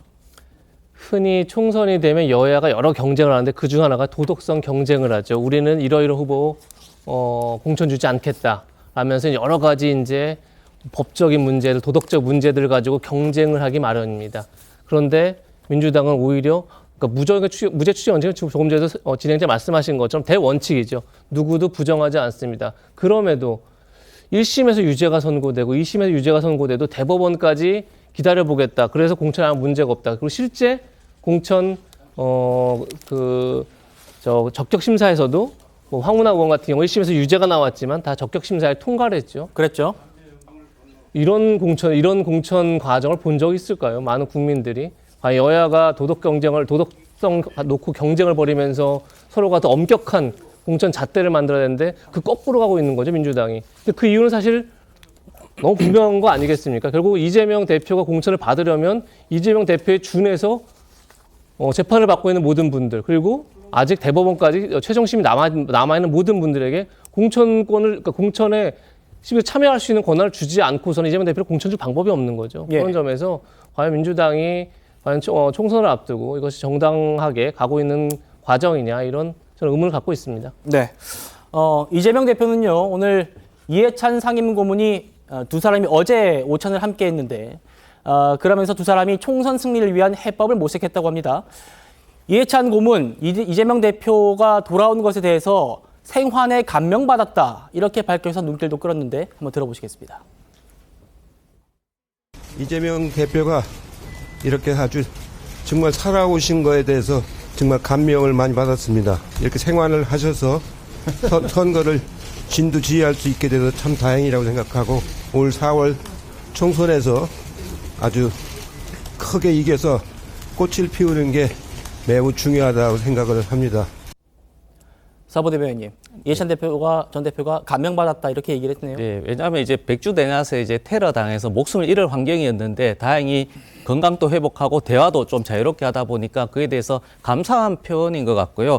앞서 이제 말씀하셨는데 공천 경쟁의 최종은 이기는 경쟁력 후보입니다. 경쟁력 있는. 그래서 이명백 위원장께서 얘기한 것은 정상적인 국가 상황에서는 사실 이게 저게 말이 안 됩니다. 1심에서 유죄되면 무조건 컷오프 돼야 됩니다. 그러나 지금 상황에서는 정치검찰, 윤석열 대통령 보세요. 사상 초유의 일이 매일매일 일어나지 않습니까? 이런 상황에서 일반 다수 국민들은 그렇게 바라보진 않지만 우리 민주당 진영 혹은 대다수 국민들도 야 이게 검찰의 이게 공정한 수사일까? 이런 부분에 의심할 수가 있단 말입니다. 그리고 이 부분이 뭐 1심 유죄, 뭐 1심 무죄라고 해서 공천 뭐 확정, 배제가 아니고요. 뭐 일례로 뭐 어떤 분들은 기소도 되지 않았는데 국민의 눈높이 혹시 이제 여론에 있어서 스스로 이제 포기한 사례도 있거든요. 결국에는 한동훈 비대위원장이나 이재명 대표 입장에서는 어떤 후보, 이거는 국민의 관점에서 이기는 공천할 수밖에 없기 때문에 과정도 중요하지만 정말 결과, 마지막 공천받는 후보자의 면면시 중요한 것이고 누누이 말씀드렸지만 이것은 뭐 이재명 대표를 위한 거 아니에요. 이재명 대표는 말씀드렸지만 지금 재판이잖아요. 재판. 기소된 상태에서 재판이기 때문에 재판 1심도 나오지 않은 상태이기 때문에 이것을 또 이재명 대표의 방탄을 위한 또 말씀이다. 이렇게 좀 확대 해석은 안 했었으면 하는 개인적인 바람입니다. 네. 지금 한 언론에서 또 단독 보도가 나왔는데 저희가 의미가 있는 것 같아서 소개를 해드립니다. 용산과 국민의힘이 분열하면 공멸이라는 공통된 인식을 가지고 다시 접촉을 시작한다. 조만간 회동한다. 대통령실 고위 관계자와 혹은 윤석열 대통령과 한동훈 비대위원장이 회동을 조만간 할 것이다. 이런 보도가 나왔습니다. 만약 내일 성사되거나 추가 소식이 전해지면 저희가 또 추가로 전해드리도록 하겠습니다. 저희는 1분 뒤에 돌아오겠습니다. 네, 저희는 내일도 오후 5시 20분에 찾아뵙겠습니다. 여러분 고맙습니다.